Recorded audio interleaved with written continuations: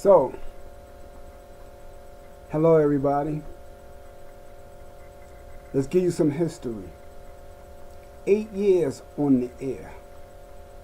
TV show, minimal of 300,000. A minimal for 8 years. So you're going from 300,000 to 1.2 million. All right. That's huge. 8-year period. So you say, I'm kind of well known, maybe well known, but I'm known.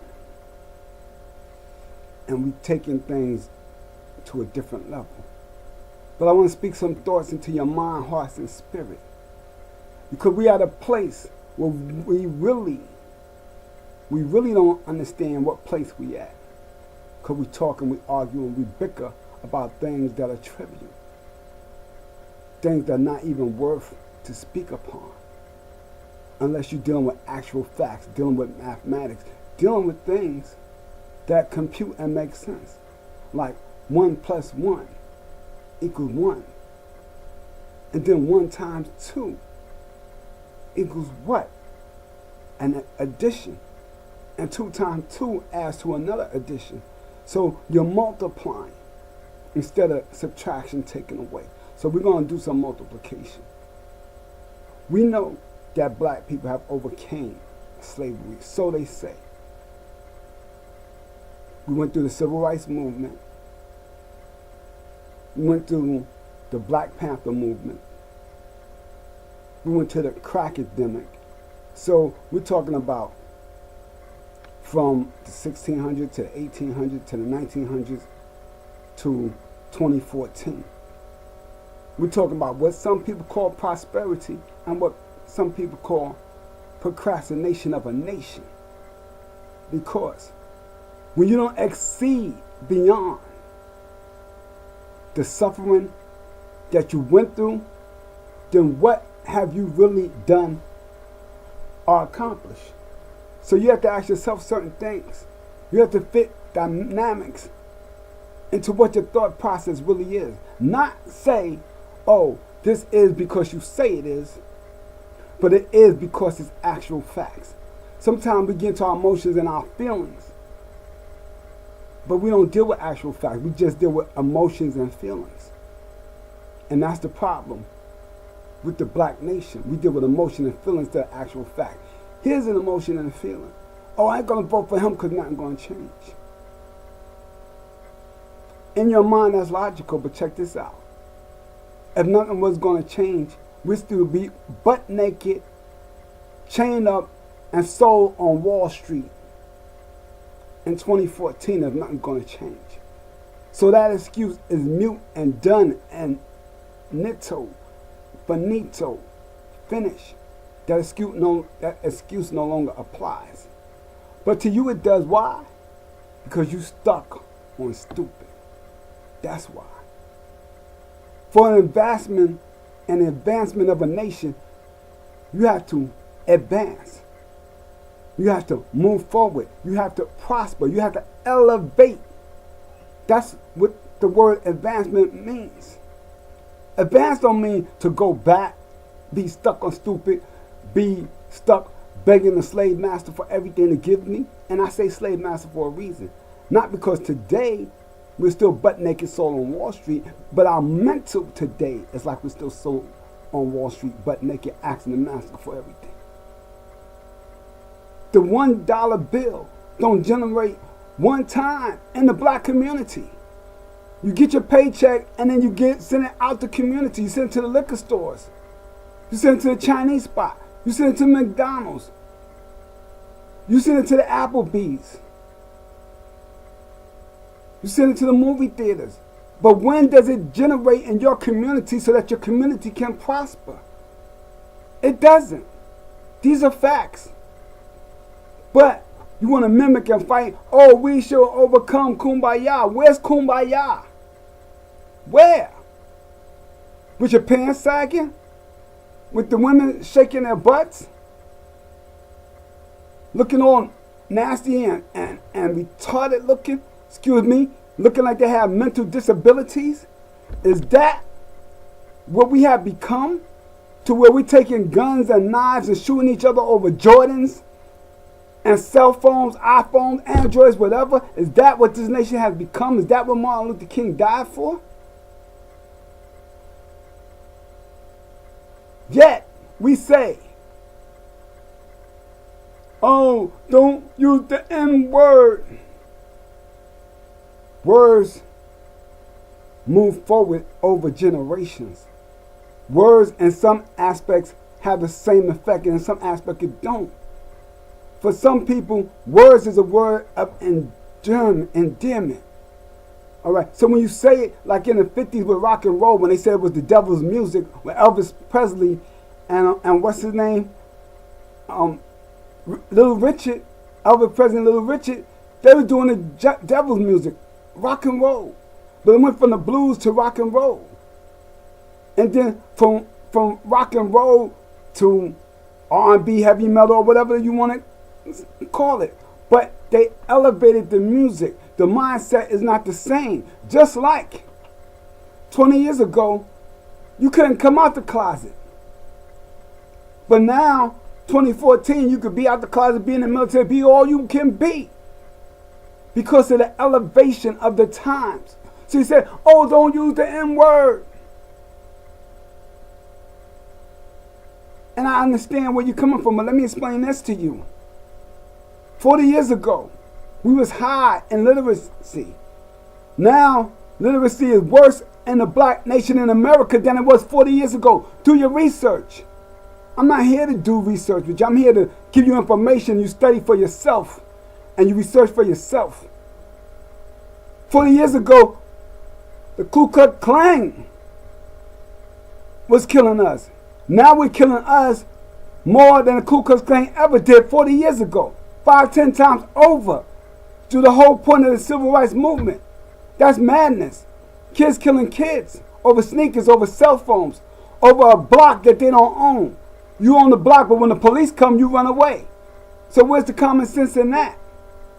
But you want to fight and argue over the N-word. And you prospered because you still stuck on a word. Yes, the baby's in the street dying, but you prospering. You stuck on a word while education is lacking, while after-school program is lacking, while community development is lacking, while jobs is lacking, and the kids are on the corner. But you want to argue over N-word and they building more prisons? But reform is less money than prisons? But you want to argue and fight over the N-word? Where have you prospered? Yeah, the N-word is bad, but there's more things to be attentive to. It's time to step up as a black nation and recognize that some things are trivial and don't have the same effect as it has 40 years ago. Now, yes, we're going to get people to argue over that. And I understand that. But check this out. For all those who struggled through the civil rights movement, for all those who struggled through slavery, they was beaten, they were killed, they were tortured, they were hanged, they were stabbed, they were chopped up. And still they persevered, and still they overcame to where they have freedom through the Emancipation Proclamation. When Lincoln signed the bill in 1865, he said, yeah, you're free. But we really didn't obtain freedom until 1964 when Johnson signed the Civil Rights Act after Kennedy died. So you could say Kennedy made the move to free us and he lost his life because of that. So Johnson signed it over. And during that time you had Jim Crow. No, you can't go on the bathroom that I go in. You can't go to the schools that I go to. You can't eat where I eat. You can't party where I party, but you could be the servants in all those places. So when you say about the N-word, we overcame that word. Yeah, it hurts and stings sometimes, but to these young people, their mind frame is different. But we got to wake up and teach them how to elevate and overcome. And it's not to be stuck on the N-word, it's to be stuck, look, Stop killing each other. Look, stop robbing each other. Look, stop fighting over territory that ain't yours. That's what we need to concentrate on. Elevating the mind frame. And we're not there. So you fighting on the N-word, but the babies are dying in the street. Which is more important? The babies dying in the street or the N-word? Not saying don't overlook it, but put your priorities in over. Put your priorities in order. We have to help the black youth, the Hispanic youth, and elevate ourselves to where our mind is on one accord and we're prosperous people. And we can walk with suit and ties. We can walk with our head up high. We can walk on the level of elevation of what Martin Luther King attended, or what Malcolm X attended, what Huey Newton and the Black Panthers attended. We can walk proudly through our neighborhood, not clutching our bag, wondering if we're going to get robbed over some sneakers, over a cell phone. But you want to fight over the N-word. How about you educate and you take things to a next level? And then people will deal with the N-word. But there's more important things right now than the N-word. The babies are dying. So when Trayvon Martin was dying in the streets, and then after that they have the rallies and the marches, you're going to bring the N-word to the march? Or you're going to bring the injustice to the march? So let's deal with the injustice of the babies being slaughtered, of the teens being slaughtered, of the young black men being slaughtered, and the women being slaughtered. Let's deal with the manipulation that's destroying the black community. The drugs, the alcohol, the gang banging. Let's deal with that. Let's use common sense and stop fighting over a word that don't have the same relevancy that it did 40 years ago, that it did 100 years ago. I'm not saying to mute the word. I'm just saying put your priorities in order. That's what I'm saying. And if you can dispute what I'm saying, then you're not thinking rational. The baby's dying. Oh, but the N-word. They're fighting over sneakers. Oh, but the N-word. Lack of education. Oh, but the N-word. Lack of community and unity development. Oh, but the N-word. The N-word is not going through the streets killing these young black men. The N-word is not cutting the education program. The N-word is not cutting the aftercare program, the after-school programs, the summer youth programs. The N-word is not cutting housing.